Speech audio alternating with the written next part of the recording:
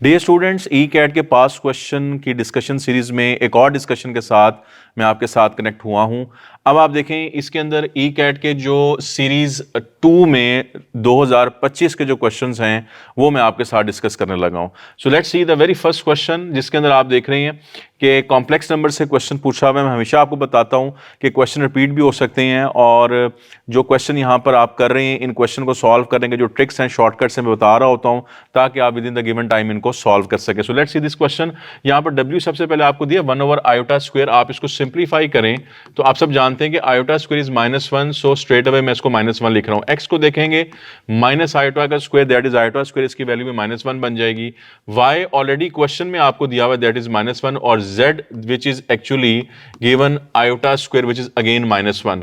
अब आप सबको समझ आती है कि ये x, y और w और z की वैल्यू सबकी -1 होगी। क्वेश्चन की स्टेटमेंट है कि which of the following is true. अब आप अल्फा ऑप्शन को देखेंगे x is equal to Y is equal to Z, ये बात अपनी जगह पर ठीक है कि तीनों की जो वैल्यू है वो -1 आई, तो ये ठीक है।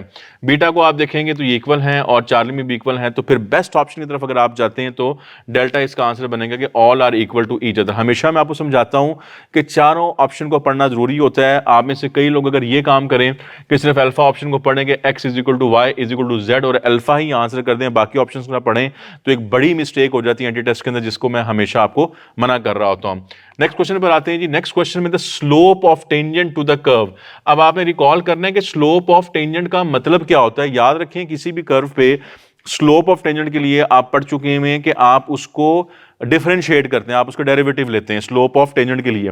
एक और वर्ड अक्सर टेस्ट में यूज होता है, उसको ग्रेडियंट लिखता है वो।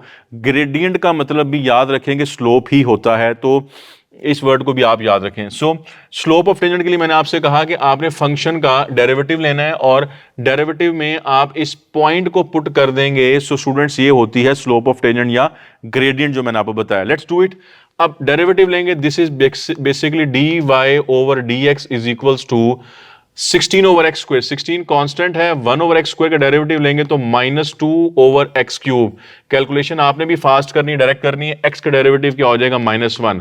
यहां तक डिफरेंशिएशन हो गई। तो मैंने आपसे कहा कि स्लोप ऑफ टेंजेंट के लिए आपने क्या करना होता है स्टूडेंट्स के इस डेरिवेटिव के अंदर पॉइंट की वैल्यू पुट करनी। पॉइंट यहां पर दिया हुआ है आपको, x भी 2 है और y भी 2 है, तो इस डेरिवेटिव के अंदर ये बनेगा एक्चुअली -32। x की जगह पर आपने क्या पुट करना है 2 और उसके ऊपर क्या आ जाएगा क्यूब एंड -1 इज देयर। ये जो एक आपके पास न्यूमेरिकल फिगर बन रही है ये रिप्रेजेंट कर रही है किसको, स्लोप को। तो मैं आपको समझाने के लिए यहां m लिख रहा हूं। अब आप इसको सिंप्लीफाई कर लेंगे तो बनेगा -32/8 -1, ये कैंसिल कर लें, दिस इज -4 और -1 is actually equals to -5। Option पाए तो चार्ली इसका आंसर बनता है।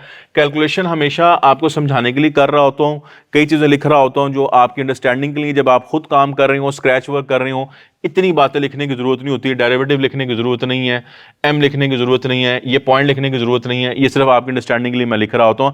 आपने टाइम बचाना है और आपने बस डायरेक्ट कैलकुलेशन करनी है और मेन जो इंफॉर्मेशन है वो लिखनी है, उसमें पॉइंट पुट करके अपना आंसर निकालना है। This is how you have to perform, right. So next question पर आते हैं। The next question is y is equal to this. Function आपको यहां पर दिया हुआ है स्टूडेंट्स और आपने क्या करना है, what is the minimum value of y। तो y की मिनिमम वैल्यू निकालनी है आपने। याद करें कि डिफरेंशिएशन के टॉपिक में आप पढ़ चुके हैं रिलेटिव मैक्सिमा और रिलेटिव मिनिमा फाइंड आउट करना, लेकिन आपको याद होगा कि जब भी मैक्सिमम या मिनिमम वैल्यू फाइंड आउट करनी हो तो उससे पहले आप क्या निकालते हैं, वो पॉइंट निकालते हैं जिस पॉइंट के ऊपर फंक्शन की मैक्सिमम या मिनिमम वैल्यू होती है। और वो पॉइंट असल में क्या होता है, उसको कहते हैं क्रिटिकल पॉइंट। वो पॉइंट निकलता कैसे, फंक्शन का डेरिवेटिव लेके उसको जीरो पुट करते हैं। वही काम हम यहां पर करेंगे कि सबसे पहला काम स्टूडेंट्स ये होगा कि आपने वो पॉइंट निकालना है और पॉइंट निकालने का तरीका अभी मैंने आपको रिकॉल करवाया कि आपने फंक्शन को डिफरेंशिएट करना है। इसकी डिफरेंशिएशन करेंगे, 2 पावर रूल लगा दें और उसके बाद इस 2 का डेरिवेटिव कांस्टेंट का ऑब्वियसली क्या हो जाएगा 0। ये इसकी डिफरेंशिएशन हो गई। डेरिवेटिव को आपने किसके इक्वल करना है भी मैंने आपको बताया 0 के, क्योंकि आपने क्या निकालना है, पॉइंट निकालना है, क्रिटिकल पॉइंट जिसके ऊपर फंक्शन की वैल्यू मैक्सिमम या मिनिमम होती है। यहां से आप देखें तो x की वैल्यू क्या निकल आएगी 4। अब ये वो पॉइंट जब निकल आया तो याद रखें क्वेश्चन में आपने ये पॉइंट नहीं बताना, क्वेश्चन में आपने मिनिमम वैल्यू बतानी है। तो वैल्यू कैसे निकलती है, जब आप x की इसको वैल्यू को पुट कर देंगे स्टूडेंट्स वापस इस क्वेश्चन में जो फंक्शन आपको दिया है इस पे पुट कर दें। मैं यही काम करने लगा हूं कि y इज इक्वल्स टू, यहां पर x जगह पर हम क्या लिखने जा रहे हैं 4। अभी फिर वही बात आपको समझाने के लिए लिख रहा हूं, अदरवाइज आप जब काम करें इसको मत लिखें और +2, क्योंकि आपको पता है कि जब आप यहां 4 पुट करेंगे 4 - 4 0, तो लिखने की जरूरत नहीं है। सो डायरेक्ट आपके माइंड में आ जाएगा कि y इज इक्वल टू 2, ये वो वैल्यू आ रही है जिसको उसने कहा हुआ है कि मिनिमम वैल्यू बताएं, y इज इक्वल टू, तो ऑप्शन में देखें बीटा इसका आंसर बन रहा है। सो स्टेप्स को एलिमिनेट आपने करना है। कुछ चीजें मैंने की हैं यहां पर फिर से जो आपको समझाने के लिए की हैं, अदरवाइज x को यहां आप 4 पुट करेंगे तो 2 आपके पास डायरेक्ट इसका आंसर होगा। तो याद रखें, मैक्सिमम या मिनिमम निकालने के लिए पहले आपने क्रिटिकल पॉइंट निकालना है, और वो निकलता कैसे, जब आप फर्स्ट डेरिवेटिव को 0 के इक्वल कर रहे होते हैं। नेक्स्ट क्वेश्चन पर आ जाएं जी। यहां पर डेफिनेट इंटीग्रेशन का क्वेश्चन आ गया है। इसमें सबसे इंपॉर्टेंट चीज है कि आपका ध्यान इस तरफ जाए कि लिमिट्स को आप देखें। लिमिट्स आपको दी हुई स्टूडेंट्स -π से +π। तो मैं यहां पर एक ट्रिक आपको बताना चाहता हूं जो डिफरेंट ऐसे क्वेश्चंस में यूज हो सकता है। सो प्रॉपर्टी है, ट्रिक है, इसको जरूर याद रख लें कि अगर आपके पास सिचुएशन है -a से +a तक आप एक फंक्शन को इंटीग्रेट कर रहे हैं। याद रखें, अगर ये फंक्शन जो है ये ऑड फंक्शन हो, अब आपको याद है ना कि ऑड फंक्शन क्या होता है, इसको मैं आपको रिकॉल करवा दूं। ऑड फंक्शन कहते हैं अगर आप फंक्शन में x को रिप्लेस करें -x के साथ तो ये इक्वल आ जाए -f(x) के, तो इसको ऑड फंक्शन कहते हैं। ये मैंने आपको रिकॉल करवा दिए। Coming back to the point कि अगर ये लिमिट्स के साइन ऑपोजिट हो, -a से +a, यहां जो f(x) लिखा हो ये एक ऑड फंक्शन हो, तो याद रखें डायरेक्ट आंसर हमेशा क्या होता है, इसका 0 होता है। इस प्रॉपर्टी को, इस ट्रिक को याद रखें तो बहुत सारे क्वेश्चन बड़ी आसानी के साथ आपके साथ हो जाएंगे। अब आप सोच रहे होंगे कि अगर यहां पर इवन फंक्शन हो तो फिर क्या करेंगे। वो क्या करेंगे, नेक्स्ट जो लेक्चर्स मेरे आएंगे उसमें कहीं ना कहीं ये बात आपको बता दूंगा कि इवन फंक्शंस के लिए क्या करेंगे। फिलहाल आप ऑड के साथ चलें। Coming back to the question, अब इस क्वेश्चन के अंदर आप देखें, मैं अगेन आपको समझाने के लिए स्टेप करने लगा हूं कि इसको मैं लिख रहा हूं -π से +π sin x, और फिर उसके बाद -π से +π1, यानी आपको समझ आ रही कि मैंने इंटीग्रेशन को इन दोनों के ऊपर क्या कर दिया, डिस्ट्रीब्यूट कर दिया। इससे मुझे क्या फायदा हुआ, आप सब जानते हैं कि sin x कौन सा फंक्शन है, आप सब जानते हैं कि sin x एक ऑड फंक्शन है। अभी मैंने ट्रिक आपको बताया तो इस ट्रिक के मुताबिक चलेंगे कि लिमिट्स के साइन क्या हैं, ऑपोजिट है, नेगेटिव पॉजिटिव। यहां पर फंक्शन क्या दिया हुआ है, साइन, जो कि अभी मैंने आपको समझाया कि ये ऑड फंक्शन है। तो स्टूडेंट्स आप क्या करेंगे, आप डायरेक्ट इसका आंसर क्या लिख देंगे, 0 लिख देंगे। सो इस चीज को जरूर याद रखिए, कोई भी ऑड फंक्शन आ सकता है। फिलहाल मेरे पास यहां पर sin x था, इसका भी क्या करना है, 1 की इंटीग्रेशन आप सब लोग जानते हैं वो क्या होती है, x, और लिमिट्स यहां पर रहेंगी। लिमिट्स आपको अप्लाई करने आती है, डेफिनेट इंटीग्रेशन पहले अपर लिमिट फिर लोअर लिमिट अप्लाई करते हैं।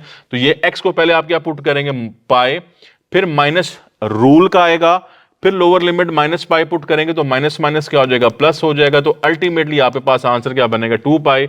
ऑप्शन में देखें डेल्टा इसका आंसर है। अब है ये कि जब आपको प्रॉपर्टी का पता है, अपने माइंड में आप कैलकुलेट कर लेते हैं, अच्छा भाई इसके ऊपर इंटीग्रेशन अप्लाई करेंगे, ये 0 हो जाएगा, और सिर्फ हमें किसके ऊपर इंटीग्रेशन करनी, 1 के ऊपर अप्लाई करनी है। ये वो ट्रेनिंग है जो मैं आपको दे रहा हूं कि फिर ये स्टेप्स करने की आपको जरूरत नहीं पड़ती, आप अपने माइंड में सिर्फ 1 को इंटीग्रेट करते हैं, और 1 की इंटीग्रेशन x होती है, तो आप उसको फौरन से जो है सॉल्व कर लेते होते हैं, राइट। नेक्स्ट क्वेश्चन पे आ जाए। तो नेक्स्ट क्वेश्चन में again we have the question of definite integration, right. अब यहां पर आप देखें 0 से लेकर तो π/2 तक, अगर आप 1 प्लस cos x को देखें तो जाहिर है इसमें आसान तरीका ये समझ आ रहा है कि दोनों के ऊपर इंटीग्रेशन को डिस्ट्रीब्यूट कर दें, जैसे पहले भी हमने किया। तो वंस अगेन हम क्या करेंगे, 1 और उसके बाद 0 से लेकर तो π/2 तक cos x।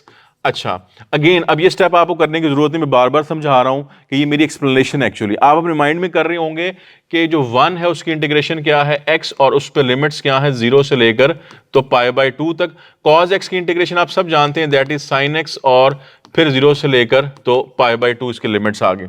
अब जब आप यहां लिमिट पुट करेंगे, x जगह π/2 और 0 पुट मैं नहीं कर रहा हूं, टाइम बचाएं। और साइन के केस में भी आप क्या करेंगे, जब sin x पुट करेंगे sin π/2 बनेगा। sin π/2 क्या होता है, 1, और जब 0 पुट करेंगे sin 0 0, उसको लिखने की जरूरत नहीं है। सो ओवरऑल आप देखें तो π/2 + 1 मेरे पास इसका रिजल्ट बन रहा है। ऑप्शन में देखें तो डेल्टा इसका आंसर बनेगा। सो मैं फिर अपनी बात को रिपीट कर रहा हूं कि यहां पर भी आप अपने माइंड में इसकी इंटीग्रेशन करें x, और इसकी करें sin x, और उस पर लिमिट्स पुट करके विद इन फ्यू सेकंड्स अपना आंसर निकालें। मेरा जो पॉइंट है बेसिकली आपको समझाने का वो ये है कि ये ऐसे क्वेश्चन हैं जो विद इन 15 सेकंड सॉल्व हो जाते हैं। ई कैट के टेस्ट के अंदर आप जानते हैं कि सबसे बड़ा प्रॉब्लम क्या है, टाइम मैनेजमेंट। वैसे तो हर टेस्ट में टाइम मैनेजमेंट का मसला है, लेकिन ई कैट में specifically relatively you have less time बाकी टेस्ट जितने भी होते हैं उनके मुकाबले में। तो यहां पर बड़ी स्पीड और बड़ी एक्यूरेसी आपको रिक्वायर्ड होती है। इसी वजह से आप देख रहे हैं कि मैं आपको स्टेप्स जो यूजलेस स्टेप हैं, अननेसेसरी स्टेप्स हैं, उससे मना कर रहा हूं कि कैलकुलेशन करते वक्त, स्क्रैच वर्क करते वक्त स्टेप्स को ज्यादा मत करें, इसकी प्रैक्टिस करें। इस क्वेश्चन को आप देखें, एरिया आपने बताना है, एक अब आपको ये दिया हुआ है and the line this one. तो बेसिकली अब आप यहां जो एरिया फाइंड आउट करने जा रहे हैं उसमें आपने डेफिनेट इंटीग्रेशन को तो यूज करना है, क्योंकि एरिया अंडर द कर्व आप डेफिनेट इंटीग्रेशन से कर रहे हैं। लेकिन आपने गौर ये करना है कि इस क्वेश्चन में जो एरिया आपने फाइंड आउट करना है वो आपने दो कर्व्स के दरमियान फाइंड आउट करने से, डिफरेंट क्वेश्चन, ट्रिकी क्वेश्चन है। एक कर्व आपको ये दिया है, एक कर्व आपको ये दिया है, इन दोनों कर्व्स के दरमियान आपने एरिया निकालना है, जो यूजुअली आपने एफएससी में नहीं पढ़ा हुआ। लेकिन मैं उसको एक आसान तरीके से आपको समझा दूंगा, क्वेश्चन आएगा तो आप कर लेंगे। सबसे पहली बात इसमें ये है ना कि आप ये आइडेंटिफाई करें कि y is equal to 4x², ये किसको रिप्रेजेंट कर रहा है ग्राफिकली।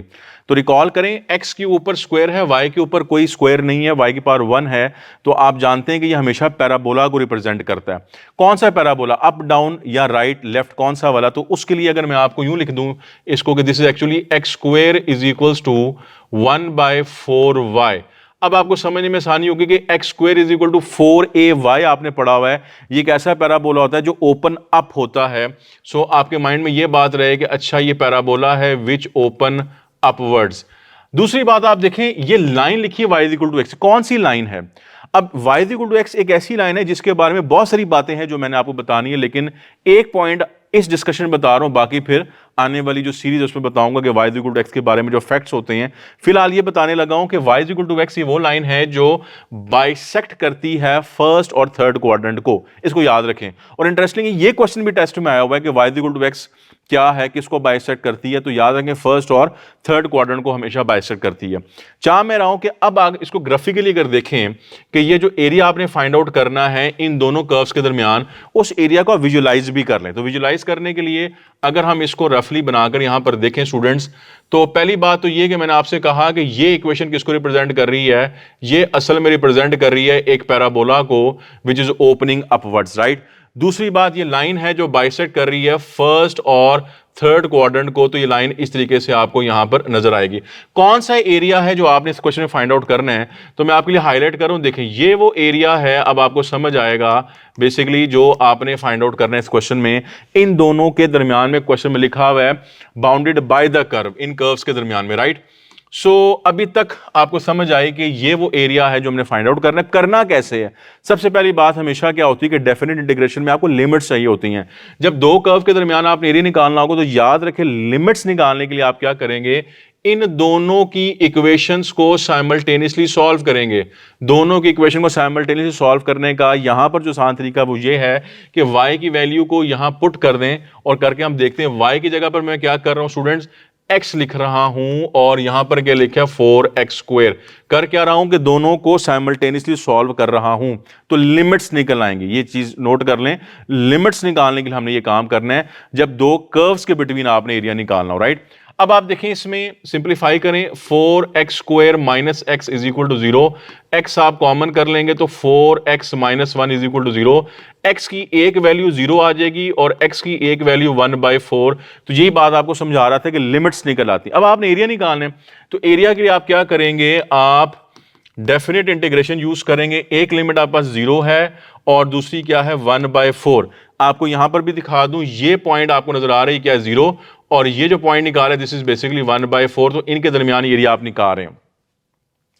अगला जो पॉइंट आपने सबने नोट करना है अच्छे तरीके से वो ये है कि यहां इंटीग्रेट किसको करना है, फंक्शन आपने कौन सा यूज करना है। तो उसके लिए की पॉइंट आप नोट कर लें, जब आपने एरिया बिटवीन द कर्व्स निकालना हो, दो कर्व के दरमियान निकालना हो, तो फंक्शन आपने इस तरह बनाना है कि आपने दोनों फंक्शंस जो यहां पर आपको दिए हुए हैं इन दोनों का डिफरेंस ले लें। डिफरेंस का मतलब होता है कि एक फंक्शन में से दूसरे फंक्शन को माइनस कर लें। अब किस में से किसको माइनस करना है इससे कोई फर्क नहीं पड़ता। आप 4x² में से x को माइनस कर लें या x में से 4x² माइनस कर लें, बात है कि जैसे मर्जी कर लिया करें। इसका इंपैक्ट बेसिकली क्या आएगा, एंड के ऊपर एक नेगेटिव साइन आएगा, तो एरिया आप निकाल रहे हैं, एरिया नेगेटिव होता नहीं, हम उसकी एब्सोल्यूट वैल्यू ले लिया करते हैं। सो बिला झिझक आप इसमें से कर लें। हम कर लेते हैं जी 4x² माइनस x, ये फंक्शन है। और ये इंपॉर्टेंट पॉइंट मैं बता दें कि जब आपने एरिया बिटवीन द कर्व निकालना होगा तो दोनों फंक्शंस जो आपको दिए हुए हैं y, उनका डिफरेंस आपने लेना है। इसके बाद स्टूडेंट्स क्वेश्चन आपका सिंपल है कि आपने इंटीग्रेट करके लिमिट्स पुट कर देनी है, यहां तक पहुंचना आपको लेके आना एरिया बिटवीन द कर्व्स के केस में, that was important for me. अब आप देखेंगे मैं क्या करूंगा, यहां पर 4 इसको इंटीग्रेट कर रहा हूं, 4 कांस्टेंट है, x² की इंटीग्रेशन x³/3, तो यहां पर आ जाएगा x³ और लिमिट 0 से लेकर 1/4 तक। x की इंटीग्रेशन आप जानते हैं x²/2, तो 1/2 बाहर लिख लें, x² और फिर से क्या आ जाएगा 0 से लेकर 1/4 तक। अब आपने कैलकुलेशंस करनी है, x की जगह पर आप क्या पुट करने जा रहे हैं, x को आप पुट करेंगे 1/4, तो 1/4 का क्यूब क्या बनेगा 1/64, और 0 मुझे पुट करने की जरूरत नहीं है, उसे 0 ही होना है। नेक्स्ट आप देखें 1/2 और उसके बाद x² 1/4 पुट करेंगे, 1/16 0 पुट करेंगे तो वो 0 बनेगा, उसको लिखने की जरूरत नहीं है।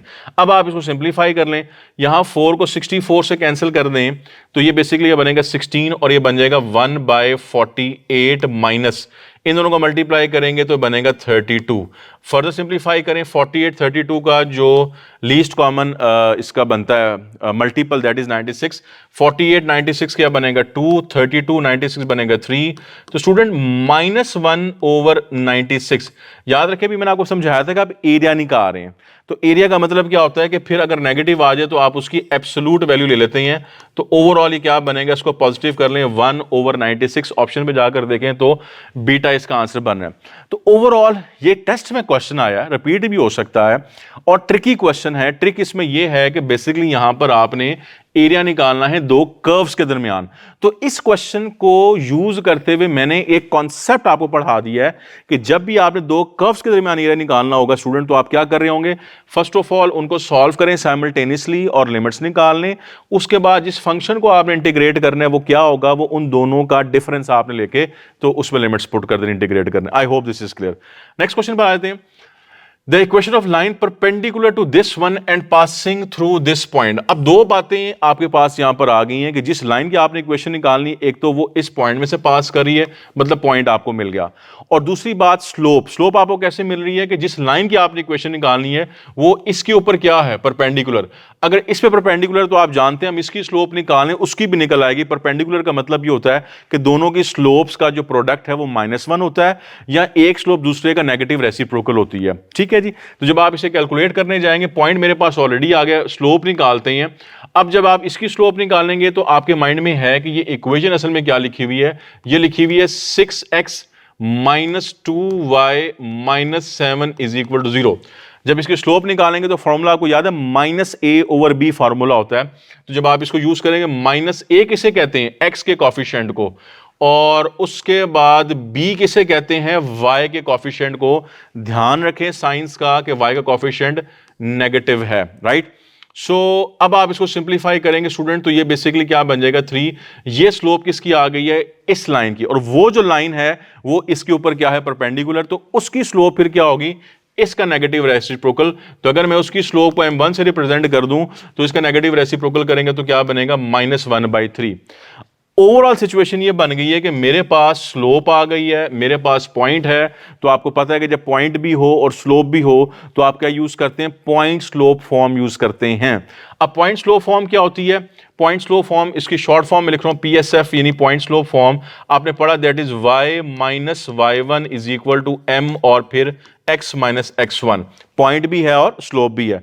y1 की जगह पर आप पॉइंट पुट कर देंगे, पॉइंट यहां पर मेरे पास इसमें 3 है, और m स्लोप जो निकाली वो ये वाली आपने यूज करनी है, दैट इज -1/3। बेशक इसको m1 कर लें, और x - x1 ये पॉइंट आपको दिया विच इज 0। अब आप इसको सिंप्लीफाई कर लें, तो सिंप्लीफाई करने से आपके पास जो फॉर्म बनेगी दैट इज 3y - 9 = -x। अब आप इसको रीअरेंज कर लें तो रीअरेंज करके बनेगा x + 3y minus 9 is equal to 0। तो ये वो इक्वेशन आ गई है जिसकी हम बात कर रहे थे। ठीक है, ऑप्शन की तरफ आ जाएं तो ऑप्शन में आप देखें चार्ली इसका आंसर बनेगा। स्टूडेंट्स चंद एक बातें मैं और आपको बता दूं ऐसे क्वेश्चन के लिए, फिलहाल तो आपको कॉन्सेप्ट रिकॉल करवाने के लिए मैंने एक दफा क्वेश्चन को प्रॉपरली आपको सॉल्व कर दिया, लेकिन कुछ ट्रिक्स भी आप याद रखें। देखिए इस क्वेश्चन में जिस लाइन की आपने इक्वेशन निकालनी वो लाइन पास कर रही है इस पॉइंट में से, 0 और 3 में से पास कर रही है। ठीक है जी, जब लाइन इस पॉइंट में से पास कर रही है तो फिर ये पॉइंट लाइन की इक्वेशन को सेटिस्फाई करना चाहिए। तो आप इस ट्रिक को भी इंप्लीमेंट कर सकते हैं कि आप ये पॉइंट पुट करना शुरू कर दें इन लाइंस में, इन ऑप्शंस में, और जिसको ये सेटिस्फाई कर दे तो वो आपका आंसर बन सकता है। लेकिन इसमें प्रॉब्लम ये होती है कि बाज़ को पॉइंट अगर एक से ज्यादा ऑप्शन को सेटिस्फाई करेगा तो फिर वहां पर टाई हो जाएगा, फिर प्रॉब्लम आ जाएगी। लिहाजा एक दफा उसको कैलकुलेट करना एडवाइजेबल होता है कि आप कैलकुलेट करके देख लें। लेकिन सम टाइम ऐसा होता है कि सिर्फ एक ही ऐसी ऑप्शन होती है जो सेटिस्फाई हो रही होती है, ये फिर हमने डिसाइड करना होता है जब हम क्वेश्चन सॉल्व कर रहे होते हैं। जैसे मैं एक दफा आपको दिखाऊं 0 और 3, अगर आप इस आंसर में x को 0 पुट कर दें और y की जगह पर आप 3 पुट कर दे, 3 इंटू 3 9 माइनस 9 0, तो सेटिस्फाई हो रहा है ना। अब आप कोई और ऑप्शन देख लें, यहां पर अगर आप x को 0 पुट करते हैं और y को फिर से आप 3 पुट करेंगे तो माइनस 9 ये तो 0 नहीं बन रहा, तो डेल्टा तो सेटिस्फाई इस पे नहीं हो रही। अगर आप बीटा को देखेंगे, x को आपने 0 पुट करने हैं, y को आपने 3 पुट करना है, तो ये तो वैसे ही खत्म हो जाएगी। और अल्फा में भी आप x को 0 पुट करेंगे, y को आपने 3 पुट करना है। अब यहां पर देखें अल्फा ऑप्शन में जब आप x को 0 पुट कर रहे हैं, y को आप 3 पुट करेंगे, ये कैंसिल हो रहे हैं।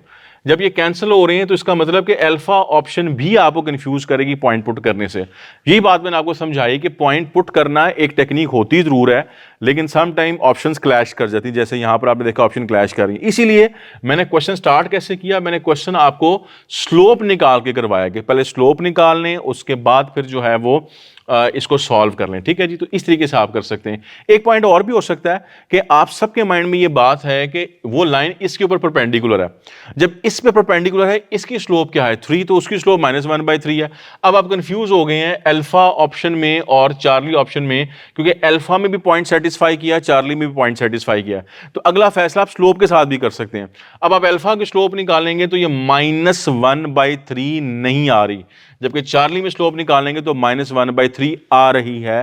तो इस तरह से भी आप फैसला कर सकते हैं, डायरेक्ट अप्रोच के साथ भी जा सकते हैं। और स्लोप निकालेंगे, मैंने फॉर्मूला को रिकॉल करवा दिया था, -a/b, जो मैंने यहां पर यूज भी किया है, -a/b, वही मैं वहां पर भी अप्लाई कर रहा हूं स्लोप निकालेंगे। तो I hope overall the situation is clear. Next question देखें, लॉ का क्वेश्चन। एक चीज आप नोट कर लें कि ई कैट के टेस्ट में लॉ का क्वेश्चन जरूर आता है, हर टेस्ट में आता है, 1 से 2 क्वेश्चन आते हैं। इसलिए मैं आपको एडवाइस करूंगा कि आपने लॉ की जो प्रॉपर्टीज हैं सारी की सारी वो अच्छी तरह से रिवाइज कर लें, उन प्रॉपर्टीज के साथ ही क्वेश्चन सॉल्व होते हैं। राइट, अब आप इस क्वेश्चन पे आएंगे तो what is the value of x, आपने एक्स बताना है और ये क्वेश्चन आपको दी, इस क्वेश्चन में यहां पर एक्स लिखा है। हम इसको प्रॉपर्टी से स्टार्ट करते हैं। पहली प्रॉपर्टी आपको याद है कि जब आर्गुमेंट पे पावर हो तो पावर को शुरू में ले आते हैं, बाहर लिख लेते हैं। यहां पर पावर कितनी 1/2, तो मैं इसी तरह स्टार्ट कर रहा हूं, मैं पावर 1/2 इसको यहां ले जाऊंगा log बेस 8, और यहां सिर्फ क्या रह जाएगा 32 इज इक्वल्स टू एक्स। अब आप इसको सिंप्लीफाई कर लें, 2 को यहां पर ले आए तो बन जाएगा log base 8 32 is equals to 2, जब यहां मल्टीप्लाई होगा तो बनेगा 2x। अच्छा, आपने लॉग खत्म करना है, और लॉग खत्म करने का मतलब यहां पर यह होगा कि आपने इसकी एक्सपोनेंशियल फॉर्म बनानी है। अब एक्सपोनेंशियल फॉर्म कैसे बनाते हैं आप पढ़ चुके हैं प्रीवियस क्लासेस के अंदर भी, तो मैं आपको रिकॉल करवाता हूं। एक्सपोनेंशियल फॉर्म बनाने का मतलब ये होता है, ये जो बेस होती है यहां पर जो लिखी हुई है, इसकी पावर आप ये राइट हैंड साइड पे जो रिजल्ट है वो बना दें। यानी आप इसको यूं लिखें 8⁻²x और इज इक्वल टू ये आर्गुमेंट आ जाएगा 32। अब आप देखें लॉग यहां पर खत्म हो गए, ये एक्सपोनेंशियल फॉर्म बन गई है। आपने एक्स निकालना है, यहां से ऑप्शन से आप इसको यहां पर बैक सॉल्व भी कर सकते हैं, सॉल्व भी कर सकते हैं। हम सॉल्व कर लेते हैं। जब आप इसे सॉल्व करेंगे तो क्या करेंगे, आप देखें ये जो 8 लिखा हुआ है इसको आप लिख सकते हैं 2⁻3। जब आप इसको 2⁻3 लिखेंगे तो 3 को पावर से मल्टीप्लाई करेंगे तो ओवरऑल बनेगा 2⁻6x। होप आपको ये बात समझ आ गई। और 32 का मतलब है 2⁻5। अब बेसिस से में पावर इक्वेट कर लें, जब पावर्स को आप इक्वेट करेंगे 6x is equal to 5, that means कि x जो निकालना है उसकी वैल्यू बन जाएगी स्टूडेंट्स 5/6। ऑप्शंस पे आएंगे तो चार्ली इसका आंसर बनेगा। तो आपने लॉग की जो प्रॉपर्टी यूज करनी है पावर वाली, ये हमने यहां पर यूज करके इस क्वेश्चन को सिंप्लीफाई कर लिया। नेक्स्ट क्वेश्चन पर आ जाए जी, What is the value of x if this one? अच्छा, इसको भी नोट करें, ओरिजिनल क्वेश्चन है, लेकिन बताना ये चाह रहा हूं कि एक तो ये जो मॉड वाले एब्सोल्यूट वैल्यू वाले क्वेश्चन टेस्ट में अक्सर आते हैं, और दूसरा ये भी नोट कर लेंगे जो इनइक्वालिटी यहां पर आप यूज कर रहे हैं, ये इनइक्वालिटी वाले क्वेश्चन भी अक्सर टेस्ट में आते हैं, तो ये इंपॉर्टेंट चीजें, जैसे मैंने पहले आपको बताया लॉग वाला क्वेश्चन, उसको आपने रिकॉल करना है, वो भी इंपॉर्टेंट है, ये भी इंपॉर्टेंट होते हैं क्वेश्चन ऐसे। अच्छा, अब इसका तरीका जो आपने पढ़ा हुआ है कि ये मॉड जो आपको नजर आ रहा है, इस मॉड को मैं ओपन करने लगा हूं, ठीक है जी। अब ओपन करने का तरीका आप बेशक इसको लिख लें फैक्ट के अंदर कि अगर मेरे पास लिखा हुआ है x mod is less than equal to a, जब आप इसको ओपन करेंगे स्टूडेंट्स याद रखें मैंने यहां पर साइन यूज किया हुआ है लेस देन का, दिस इज इंपॉर्टेंट कि ये जो रिजल्ट बताने लगा हूं आपको, ये रिजल्ट इसके लिए यूज होगा जब यहां लेस देन की बात होगी, ठीक है जी। अच्छा, जब लेस देन होगा तो आप इसको कैसे ओपन करेंगे? एक बात आप सबको पता है कि मॉड को रिमूव करने से पॉजिटिव नेगेटिव दोनों आते हैं, कैसे लिखेंगे उसको समझ लें। आप पॉजिटिव नेगेटिव को यूं मैनेज करेंगे कि एक्स की जो वैल्यू है वो माइनस ए से जो है ग्रेटर इक्वल होगी और प्लस ए से जो है लेस और इक्वल होगी। This is how you open this mod जब ये लेस की बात कर रहा होगा, राइट। जब आप इसको इंटरवल की फॉर्म में लिखेंगे तो चलें इंटरवल में भी आप लिख लें, इंटरवल इसका बनता है कि x बिलोंग्स टू, ये वाला ब्रैकेट यूज करेंगे जिसको स्क्वायर ब्रैकेट कहते हैं, माइनस ए और प्लस ए, तो इसको ऐसे भी मेंशन करेंगे, ठीक है। फिलहाल हम इस स्टेप के ऊपर जाएंगे जो मैंने बताया, इसके मुताबिक आप इसको ओपन करें। जब आप इसको ओपन करेंगे तो बात आपको समझ आ गई है कि ये लेस की बात है, लेस में कैसे ओपन करना। अच्छा, अब आप ये सोच लें कि ग्रेटर में कैसे ओपन करेंगे। ग्रेटर में ओपन करने का तरीका डिफरेंट होता है, वो आने वाली जो मेरी लेक्चर्स होंगे, जो सीरीज होगी उसमें बताऊंगा कि ग्रेटर में कैसे आपने करना होगा। फिलहाल हम लेस की तरफ जा रहे हैं। So this becomes x minus 1 is less than equal to positive 5 but greater than equal to negative 5। I hope इस बात को समझ गए हैं और आप समझे हैं इस रिजल्ट के साथ जो मैंने भी आपको बताया था। बस अब आपने क्या फाइंड आउट करना है स्टूडेंट्स, x निकालना है, x निकालना है। यहां -1 लिखा है, इसको दोनों साइड पे क्या कर लेंगे, प्लस कर लेंगे, तो ये बनेगा -5 + 1 less than equal to x, और ये बनेगा 5 + 1, यानी इस -1 को खत्म करने के लिए +1 कर दिया, राइट। ये आपका आंसर आ गया। ये बनेगा -4 और यहां से बन जाएगा 6। So let's see the option.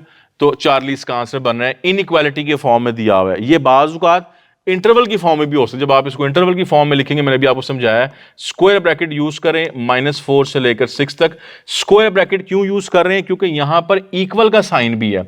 अगर इक्वल का साइन हो तो स्क्वायर ब्रैकेट, अगर इक्वल ना हो, सिर्फ इनइक्वालिटी हो तो फिर राउंड ब्रैकेट्स लगाते हैं, राइट। सो नेक्स्ट क्वेश्चन पर आ जाइए। नेक्स्ट क्वेश्चन में the price of an article is ₹10 in fact, if there is 150% increase in price, what is the new price? 150% उसकी प्राइस बढ़ गई है स्टूडेंट्स, तो फिर आप बताएं क्या करें। तो सिंपल सी बात आपके समझ में आती है कि 10 रुपए उसकी प्राइस है, 10 रुपए में 10 रुपए का 150% ऐड कर दें तो नई प्राइस निकल आएगी। मिसाल के तौर पे आप इसको यूं समझ सकते हैं कि इस वक्त प्राइस कितनी है 10, और मुझे इसमें क्या ऐड करना है, मुझे ये ऐड करना है कि 10 का 150%। तो ये असल में बात है जो इस क्वेश्चन में स्ट्रेट अवे मैं आपको समझा सकता हूं। अगर आप 10 का 150% अपने माइंड में कैलकुलेट कर लें, जो कि 15 होता है, बहुत अच्छी बात है। यानी आपके माइंड में आ जाएगा कि 10 का 150% कितना होता है, 15, और उसको 10 में ऐड कर लें तो क्या बनेगा, 25। तो आपने क्या निकाली, न्यू प्राइस, वो 25 निकल आएगी। लेकिन अगर आप इस बात को इतनी डायरेक्टली नहीं पिक कर रहे हैं तो फिर मैं आपको करके भी दिखा रहा हूं कि 10 उसकी प्राइस है, उसमें ऐड करना है आपने किसको, 10 का 150%, ठीक है। अब 150% निकालने का मतलब क्या होता है कि आप 10 को मल्टीप्लाई करेंगे, परसेंटेज आपने पढ़ी है 150/100 के साथ। अब आप देखें, ये 0 इस 0 से कैंसिल, ये 0 इससे कैंसिल, बाकी यहां क्या बच गया 15। तो 10 + 15 क्या बनेगा 25। सो ऑप्शन में आप देखें तो अल्फा इसका आंसर बनेगा। अब ये वो चीजें हैं जो स्टूडेंट्स आपको अपने माइंड में डायरेक्ट कैलकुलेट करके अपना आंसर निकालना चाहिए, ना कि आप इन कैलकुलेशंस के अंदर पढ़ रहे हैं। जो मैं बता रहा हूं जाहिर है उसमें मैंने आपको समझाना है, लेकिन अपने माइंड में कैलकुलेट करके उसका आंसर निकाल लें। नेक्स्ट क्वेश्चन पर आ जाए जी। In sports club of 117 people हैं जी, स्पोर्ट्स क्लब के अंदर 45 पीपल हैं जो हॉकी खेल रहे हैं, 55 पीपल हैं जो क्रिकेट खेल रहे हैं, 35 प्ले बोथ, 35 ऐसे जो दोनों गेम्स खेल रहे हैं, हॉकी भी और क्रिकेट भी, ठीक है जी। Find the number of people who play nothing, जो कुछ भी नहीं खेल रहे, वो आपने बताने हैं, दोनों गेम्स नहीं खेल रहे। अब यहां पर आपने सबसे पहले देखना है कि इस क्वेश्चन में जो पॉपुलेशन है वो कितनी है, 117 टोटल लोग हैं। मैं हमेशा ऐसा क्वेश्चन वेन डायग्राम्स की हेल्प से आप लोगों को बताता होता हूं कि ऐसा क्वेश्चन टेस्ट में बहुत दफा आता है, ई कैट में बहुत दफा रिपीट होता है, बाकी टेस्ट में भी आता है लेकिन ई कैट में स्पेसिफिकली बहुत दफा आपको मिलेगा। अच्छा, अब इसमें करना हमने ये कि हमारे पास एक ग्रुप ऐसा है जिसको मैं वेन डायग्राम पे ऐसे ड्रॉ कर रहा हूं, जो कि हॉकी एज से रिप्रेजेंट कर रहा हूं, और कितने लोग हैं जी, 45 लोग हैं जो हॉकी खेलते हैं। 55 ऐसे हैं जो क्रिकेट वाले हैं, तो एक और मैंने यहां पर बना लिया सर्कल और सी क्रिकेट लिख दिया मैंने, और क्रिकेट वाले लोग कितने हैं जी स्टूडेंट्स, 55 हैं। अच्छा, अगली बात इंपॉर्टेंट है वो ये है कि 35 ऐसे हैं जो प्ले बोथ। आपने देखना है कि इस वेन डायग्राम में बोथ वाले किधर नजर आते हैं, तो आप सब समझते हैं कि ये जो बीच वाला हिस्सा आपको नजर आ रहा है जिसको ओवरलैप्ड रीजन बोलते हैं, यहां पर वो लोग आ रहे हैं जो दोनों गेम्स या दोनों स्पोर्ट्स प्ले करते हैं। तो मैं यहां पर क्या लिख रहा हूं, फिर 35 क्वेश्चन मुझे बताया हुआ है, और बी लिख रहा हूं, बी से मतलब आपने समझा बोथ, राइट। तो ये मेरे पास सिचुएशन बन गई है। अब मुझे ये बताना है कि कितने लोग हैं इस पॉपुलेशन 117 में जो प्ले नथिंग, कुछ भी दोनों में से कोई भी गेम जो है प्ले नहीं कर रहे। अब यहां पर एक पॉइंट आपने समझना है, कि आपके पास जो हॉकी वाले लोग हैं वो कितने हैं, 45। मैं आपसे पूछता हूं कि how many people are there those play only hockey, जो सिर्फ हॉकी खेलते हैं। अब आप मेरा क्वेश्चन समझ रहे हैं, एक है प्ले हॉकी, एक है प्ले ओनली हॉकी, तो दो डिफरेंट बातें मैं कर रहा हूं। तो हॉकी वाले कितने यहां पर सारे के सारे आपको नजर आ रहे हैं, वो कितने हैं, ये सारा 45 है। ओनली हॉकी वाले कौन से होंगे जरा देखिएगा। ओनली हॉकी वाले स्टूडेंट्स ये होंगे जो मैंने आपको हाईलाइट करके दे दिए। अब आपको मेरी बात समझ आ जाएगी कि ओनली हॉकी में ये वाले लोग आ रहे हैं जो सिर्फ हॉकी खेलते हैं, ठीक है। ये कितने होंगे, अब इसका आसान तरीका ये होता है कि टोटल हॉकी वाले हमारे पास यहां पर कितने हैं, 45, और अगर टोटल 45 में ये निकाल दूं, ये जो ओवरलैप्ड है, जो कॉमन है, ये मैं माइनस करने लगा हूं 35, तो स्टूडेंट मेरे पास जो 10 बच गया है, ये वो पर्संस हैं जो ओनली हॉकी वाले हैं। अगला क्वेश्चन मेरा ये है कि यहां पर क्रिकेट वाले कितने हैं, सारे 55। अब मैं पूछता हूं ओनली क्रिकेट बताएं, फिर आपके माइंड में बात आ जाएगी कि अच्छा ओनली क्रिकेट और ओनली हॉकी मुख्तलिफ चीज हैं, ओनली क्रिकेट और क्रिकेट मुख्तलिफ चीज हैं। क्रिकेट में ये सारे 55 आ गए हैं, ओनली क्रिकेट में स्टूडेंट्स कौन से होंगे, अब आपको मेरी बात समझ आ रही है, जिसको मैं आपको हाईलाइट करके दे रहा हूं कि ये वो लोग हैं जो ओनली क्रिकेट वाले हैं। अच्छा, अब आप मुझे बताएंगे कितने होंगे, आपको समझ आ रही है कि अच्छा सारे लोग कितने हैं, ये 55, राइट। तो 55 में किसको माइनस करेंगे, ये जो आपका ओवरलैप रीजन 35, ये माइनस कर देते हैं, तो हमारे पास बाकी क्या बच जाएगा स्टूडेंट, 20। अब आपको समझ आ रही कि अच्छा ओनली क्रिकेट वाले कितने हैं, 20, ओनली हॉकी वाले कितने हैं, 10, और जो दोनों गेम्स खेल रहे हैं वो कितने हैं, 35। अब मैं आपसे कहता हूं कि बताएं कि टोटल पीपल जो गेम खेल रहे हैं, तो आपका आंसर होगा कि जो गेम खेल रहे हैं वो ये हैं कि 10 लोग हैं जो क्रिकेट खेल रहे हैं, जो सिर्फ क्रिकेट खेल रहे हैं। फिर आप कहते हैं कि 35 लोग हैं जो दोनों गेम्स को खेल रहे हैं, और फिर आप कहते हैं कि 20 हैं जो ओनली क्रिकेट, सिर्फ क्रिकेट खेल रहे हैं। इन सब को ऐड कर लेते हैं, 20 + 10, 30 + 35, 65। अब आप कहते हैं कि अच्छा सर 65 पीपल हैं जो कोई गेम खेल रहे हैं। 65 में ओनली हॉकी वाले आ गए हैं, ओनली क्रिकेट वाले आ गए हैं, और दोनों गेम खेलने वाले आ गए हैं। बात आपको समझ आ गई।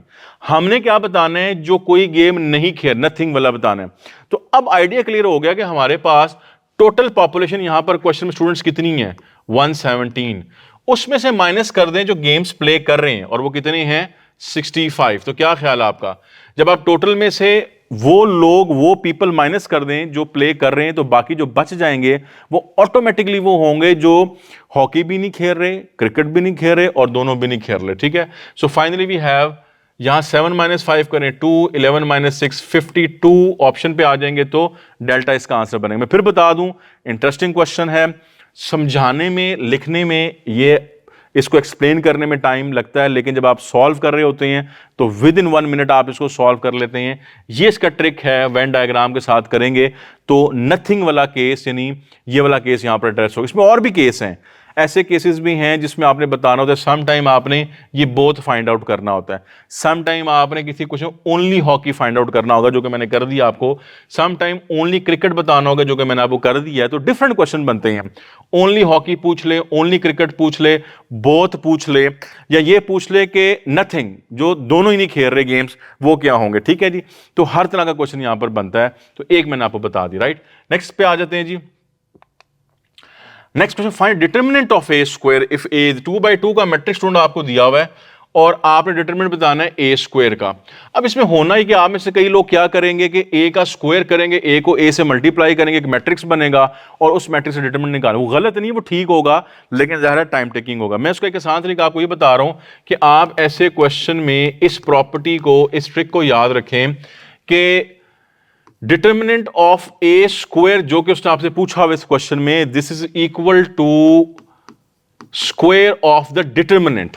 अगर आप इस बात को याद रखें तो विद इन फ्यू सेकंड आपका इस क्वेश्चन का आंसर निकल आएगा, क्योंकि अब जो मैंने बात बताई है इस बात में आपको मैट्रिक्स का स्क्वायर नहीं करना पड़ेगा, डिटरमिनेंट निकाल के स्क्वायर कर लें, बात एक ही। अब जैसे यहां इसका डिटरमिनेंट आप सब निकाल लेंगे, 2/2 का डिटरमिनेंट निकालेंगे स्टूडेंट तो बनेगा 2 × 2 दैट बिकम्स 4। ठीक है, हमने डिटरमिनेंट का स्क्वायर निकालना है, तो ए डिटरमिनेंट स्क्वायर यहां पर क्या बनेगा 16, तो यही इसका आंसर है।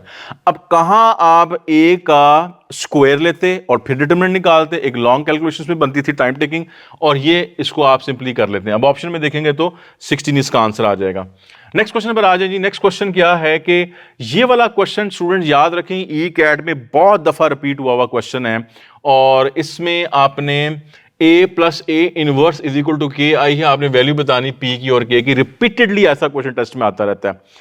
अच्छा, अब आपने करना क्या है कि आपने इस इक्वेशन के अंदर वैल्यूज पुट करनी है। वैल्यूज कैसे पुट करेंगे, a आपको दिया हुआ है दैट इज -1 0 0 और p।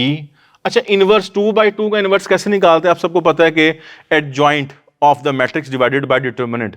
तो एडजॉइंट कैसे निकालते हैं, इन दोनों की आपने क्या करनी जी, पोजीशंस चेंज करनी। मैं यहीं पर कर लेता हूं, जब आप ये पोजीशन चेंज करेंगे तो बनेगा p और -1, और स्टूडेंट इन दोनों के साइन चेंज करने होते हैं। राइट, अब इनके साइन क्या चेंज करेंगे, दोनों जीरो हैं, कोई फर्क नहीं पड़ेगा, तो एज इट इज 0 और 0 आ जाएगा। ये क्या निकाला है मैंने, एडजॉइंट। एडजॉइंट को डिवाइड किस पे करना है, डिटरमिनेंट के ऊपर। डिटरमिनेंट जब आप इसका निकालेंगे तो 2/2 का बनेगा -p और -0, तो इनफैक्ट -p आ जाएगा। तो हमने करना ये है कि यहीं पर डिटरमिनेंट पर डिवाइड कर दें, -p पर डिवाइड कर दिया और -p पर डिवाइड कर दिया। इन दोनों को डिवाइड नहीं कर रहा हूं, ये 0 और 0 लिखा हुआ, 0 को डिवाइड करने का फायदा नहीं है, वो 0 ही रहेगा, लिहाजा इज इक्वल टू KI। आई के बारे में आप सब जानते हैं कि आइडेंटिटी मैट्रिक्स है, ऑर्डर 2 का, आप यहां पर इसको ले रहे होंगे। राइट, याद रखिए आपने p और k की वैल्यू निकाली, अब निकल आएगी।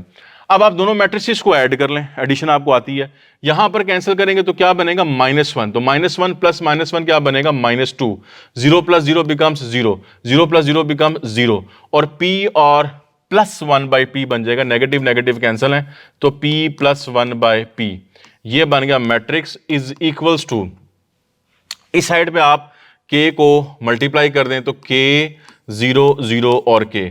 स्टूडेंट सबसे पहले तो आप देखें दोनों मैट्रिक्स इक्वल हैं, जब इक्वल हैं तो आप इसके एलिमेंट्स को, कोरस्पॉन्डिंग एलिमेंट्स को इक्वेट कर लेते हैं। यहां से k इक्वल आएगा -2 के, तो एक मसला तो हल हो गया, k की वैल्यू निकल आई। अब आप ऑप्शंस पे आते हैं, तो अगर सिर्फ एक ऐसी ऑप्शन हो जिसमें k -2, वही आपका आंसर, लेकिन यहां पर आप देखें k -1 k -1, अब चार्ली डेल्टा, इन दोनों में -2 है, तो इन दोनों में से कोई आंसर है। ठीक है जी, तो अब p निकालना पड़ेगा। p आप कैसे निकाल लेंगे, अब इनको इक्वेट करें तो यहां से आ जाएगी दूसरी equation, p + 1/p is equal to k, और k की जगह पे मैं क्या पुट कर रहा हूं, -2 पुट कर रहा हूं। राइट, अब आपने क्या करना है, अब आप इसको सिंप्लीफाई कर लें। अब सिंप्लीफाई आप ऐसे कर सकते हैं कि यहां चार्ली और डेल्टा ये दो ऑप्शन में टाई हुआ है। ठीक है, p की वैल्यू -1 हो सकती है, p की वैल्यू -2 हो सकती है। हम बैक सॉल्व कर लेते हैं।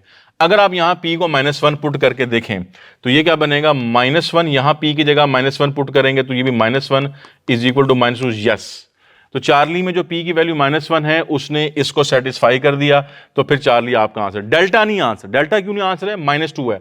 जब आप p को यहां -2 रखेंगे, यहां -2 रखेंगे, तो ये -2 के इक्वल नहीं आएगा। तो स्मार्टली प्ले करना होता है, हमेशा आपको समझाता हूं, बजाय कि इस इक्वेशन को सॉल्व करने बैठ जाएं वहीं से वैल्यू उठा के पुट करके देखें, बैक सॉल्व करें, प्लग इन करें, जो सेटिस्फाई कर दे उसका आंसर है। सो this is very important type of question, ऐसा क्वेश्चन टेस्ट में जरूर आ रहा होता है। नेक्स्ट क्वेश्चन पर आ जाए जी। नेक्स्ट क्वेश्चन में ये एक्सपोनेंशियल फॉर्म आपको दी हुई, इसके बारे में बता दूं कि एक्सपोनेंशियल फॉर्म में टेस्ट में अक्सर आ रही होती है कैट के अंदर। एडवाइजेबल इसमें ये है कि आप इस इक्वेशन को सॉल्व करने का तरीका ये है कि बेसिस को सेम कर लें, ठीक है जी। बैक सॉल्व भी कर सकते हैं ऑप्शन में से, लेकिन बाज़ औक़ात बैक सॉल्व करना बल्कि मुश्किल हो जाता है, तो जो इक्वेशन में जो बेसिस हैं उनको सेम बना लें। सेम कैसे बना लेंगे, जैसे यहां पर लिखा हुआ है 3⁻² इज इक्वल टू, इस लाइन को आप समझते हैं 3 का स्क्वायर। अब जब यहां 3 का स्क्वायर होगा तो बेसिस सेम है, पावर्स क्या हो जाएंगी, ऐड हो जाएंगी, तो पावर क्या बनेगी 3 की पावर 2 और -x। अब आप देखें बेसिस सेम हो गई हैं, पावर्स को आप इक्वेट कर लें तो बनेगा 2x-1 is equal to 2 - x। इसको यहां शिफ्ट कर लेंगे 3x हो जाएगा, और इसको यहां शिफ्ट करेंगे तो बेसिकली 3 बन जाएगा, तो x इज इक्वल टू 1 इसके पास आंसर आएगा। ऑप्शन में देखिए अल्फा इसका आंसर है।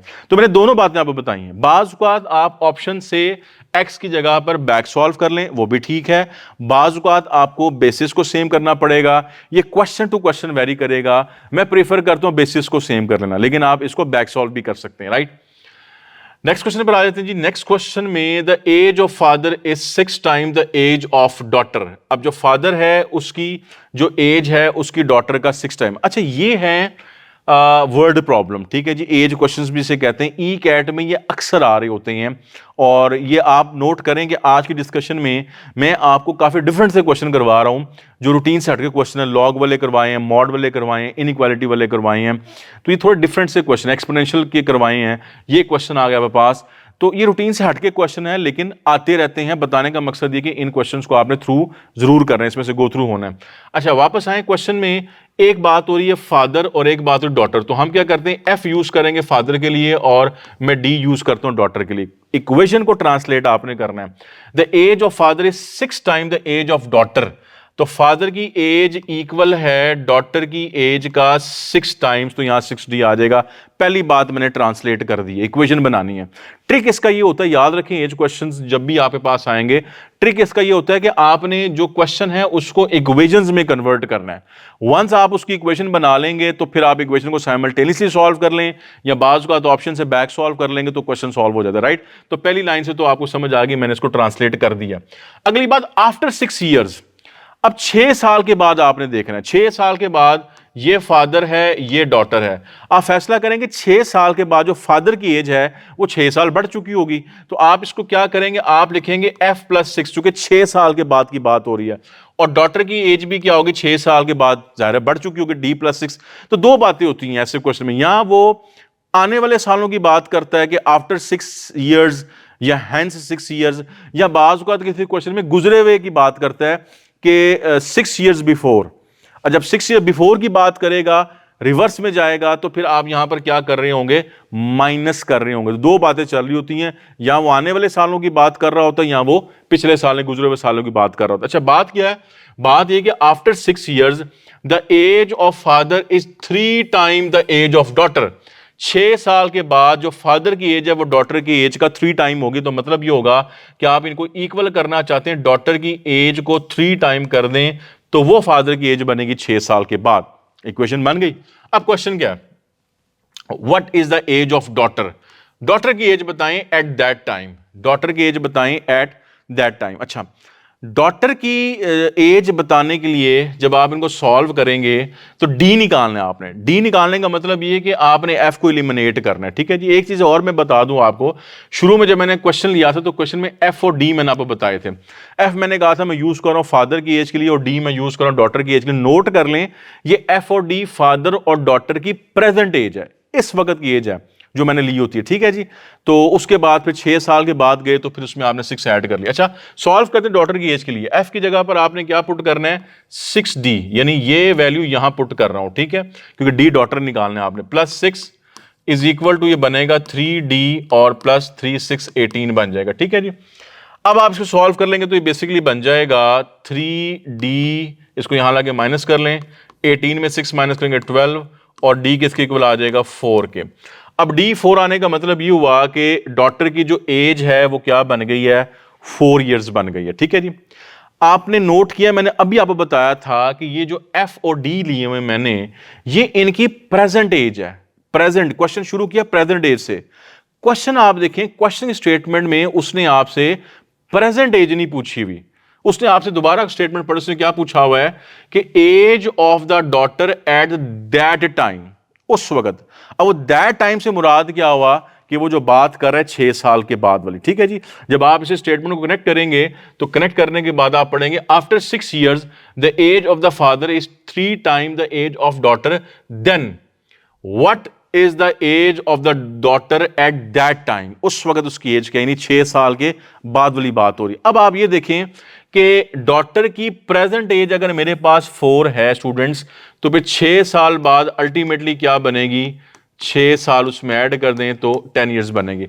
अब आप ऑप्शंस की तरफ आते हैं तो 4 year 10 year आंसर यहां पर बोल्ड है, 10 years आपके पास जो है बीटा वो इसका आंसर बन रहा होगा। नेक्स्ट क्वेश्चन आप देखें, how many numbers are there between 1000 and 1100 that are divisible by 9। अब आपने काउंटिंग करनी कि कितने नंबर्स हैं जो इस रेंज में आ रहे हैं 1000 से लेकर 1100 तक, लेकिन कौन से नंबर आपने काउंट करने हैं जो डिविजिबल बाय 9 है। टेस्ट में यहाँ डिविजिबल बाय 8 भी हो सकता है, डिविजिबल बाय 7 भी हो सकता है, डिविजिबल बाय 6 भी हो सकता है, कोई भी डिविजिबिलिटी के ऊपर कोई भी नंबर आपको दिया जा सकता है, राइट। अब आपने ये देखना है कि 1000 के बाद कौन सा नंबर आएगा, क्योंकि उसने बिटवीन की बात की है, 1000 के बाद कौन सा नंबर आएगा जो 9 पर डिवाइड होता है। जैसे कि मैं आपको बताता हूं कि दिस इज 1008, ये वो पहला नंबर है जो 9 के ऊपर डिवाइड हो रहा है। इसके बाद अगला नंबर कौन सा होगा, 9 ऐड कर दें, इसमें 9 ऐड करेंगे तो बनेगा 1017, तो ये बनेगा आपके पास अगला नंबर जो 9 पर डिवाइड। इससे अगला कौन सा होगा, फिर 9 ऐड कर दें, ये बनेगा 1026, और यूं चलते जाएं। 1100 से पहले कौन सा नंबर होगा जो 9 पर डिविजिबल है, सो दैट इज 1098। ठीक है, करना आपने ये कि आपने काउंटिंग करनी है कि ये सारे नंबर्स कितने हैं। आप नोट करें ये एपी बन गया, अरिथमेटिक प्रोग्रेशन बन गया, क्योंकि डिविजिबल बाय 9 का मतलब ये हुआ कि हर दो नंबर्स के दरमियान 9 का गैप होगा। डिविजिबल बाय 7 का मतलब ये है कि हर दो नंबर्स के दरमियान 7 का गैप होगा। डिविजिबल बाय 6 का मतलब ये हुआ कि हर दो नंबर के दरमियान 6 का गैप होगा। तो जब भी डिविजिबल बाय एनी नंबर की बात करेगा तो यहां जो सीक्वेंस बनेगा वो हमेशा अरिथमेटिक प्रोग्रेशन, अरिथमेटिक सीक्वेंस बनेगा। अब आप रिकॉल करें कि अरिथमेटिक सीक्वेंस में अगर आपने काउंटिंग करनी है, नंबर ऑफ टर्म्स बतानी है, तो वो आप कैसे बताते हैं, तो उसको ट्रिक की फॉर्म में मैं यूं बताता होता हूं कि आप ये इस फॉर्मूले को यूज करें कि n आपने बताना है नंबर ऑफ टर्म्स, तो an-a1 divided by d plus 1। आप समझते मैंने क्या लिखा है, an इसमें क्या है, लास्ट वैल्यू। लास्ट वैल्यू मेरे पास कितनी है, 1098। a1 फर्स्ट टर्म मेरे पास कितनी है, 1008 डिवाइडेड बाय d। आप समझते हैं कॉमन डिफरेंस, कॉमन डिफरेंस कितना आ रहा है इनके अंदर, डिफरेंस कितना है 9 का और प्लस 1। अब आप कैलकुलेशन करेंगे स्टूडेंट्स, तो 1098 में से 1008 माइनस करें तो बनेगा 90 by 9 plus 1, so this is equal to ये 10 प्लस 1 11। तो कितने नंबर्स आपके पास आ रहे हैं, 11 नंबर्स आ रहे हैं, ऑप्शंस पे आ जाते हैं, तो 40 का आंसर बनेगा। लेकिन आप एक चीज वैसे भी याद रख लें, इन केस ऑफ 9, सिर्फ इन केस ऑफ 9 बता रहा हूं, ट्रिक बता रहा हूं, याद रखें हर 100 के गैप के अंदर जो 9 के डिविजिबल होते हैं वो हमेशा 11 होते हैं। यानी आप इसको यूं सोचें कि 1 से लेके 100 तक अगर मैं आपको रेंज दूं तो 1 से 100 तक जो 9 पे डिवाइड होंगे नंबर्स वो 11 होंगे। फिर मैं आपसे कहता हूं कि आप 101 से शुरू करें और 200 तक जाएं, तो 101 से 200 तक जो 9 के डिविजिबल हैं वो फिर से कितने होंगे, 11 होंगे। फिर मैं आपसे कहता हूं कि आप 201 से लेकर 300 तक जाएं और देखेंगे 9 पे डिविजिबल नंबर कितने होंगे, वो फिर से 11 होंगे। यानी 9 के केस में तो आप इसको एज इट इज याद रख सकते हैं। तो अगर आपको ये बात समझ आती है तो फिर वही बात कि 1000 से लेके 1100 ये जो गैप आप देख रहे हैं ये फिर से वही गैप बन रहा है, 1 सेंचुरी का जो गैप है वो बन रहा है। तो चूंकि बिटवीन की बात हो रही है तो उस केस में फिर 11 आपके पास नंबर्स वैसे भी बनते हैं, राइट। अदरवाइज आप इस ट्रिक को याद रखें, इस ट्रिक का फायदा ये कि कोई भी डिविजिबिलिटी आ जाए 9, 8, 7, 6, 5 सबके ऊपर अप्लाई हो जाएगा। नेक्स्ट क्वेश्चन में देखें 4y and 1/4 on GP, what is the sum of infinite geometric series. अच्छा, जब तक आप ये y नहीं निकालेंगे, अननोन नहीं निकालेंगे, तब तक आपका सम नहीं निकलेगा। तो y कैसे निकलेगा, आप देखेंगे y जो है वो इन दोनों के दरमियान में ज्योमेट्रिक मीन बना है, तो आप ज्योमेट्रिक मीन से निकाल लें, या आप कॉमन रेशो से निकालें। कॉमन रेशो कैसे बनेगी, आप इसको इस पर डिवाइड करें, y/4 इज इक्वल टू, इसको इस पर डिवाइड कर दें तो ये बनेगा 1/4y, राइट। दोनों को मैंने इक्वल क्यों किया, क्योंकि कॉमन रेशो जीपी की बात हो रही है। अब आप इसको सिंप्लीफाई करेंगे तो बेसिकली बन जाएगा y² इज इक्वल टू 1, तो y इज इक्वल टू +-1। अब आपने यहां पर कंफ्यूज होना है कि यहां +1 लें या -1 लें या दोनों ले लें। तो याद रखें एक वैल्यू लेंगे, और वैल्यू आप कौन सी लेंगे, y इज इक्वल टू -1 पे क्रॉस लगा दें, आपने सिर्फ y इज इक्वल टू +1 लेनी। इसकी क्या रीजन है, रीजन इसकी ये कि y इन दोनों नंबर्स के दरमियान में है, और ये दोनों नंबर्स क्या हैं, पॉजिटिव। जब ये नंबर पॉजिटिव हों तो y की वैल्यू आपने क्या लेनी, पॉजिटिव, और अगर ये नंबर नेगेटिव हों तो फिर y की वैल्यू आप क्या लेंगे, नेगेटिव। तो इस वक्त हमने y की वैल्यू क्या लेनी, पॉजिटिव। केयरफुल हो जाए इस पॉइंट के ऊपर। अच्छा, अब आपने क्या करना है, सम ऑफ इनफाइनाइट ज्योमेट्रिक सीरीज निकालनी है। तो क्वेश्चन क्या बन गया, फर्स्ट टर्म है 4, y की वैल्यू आप क्या ले रहे हैं, +1, आगे क्या है 1/4।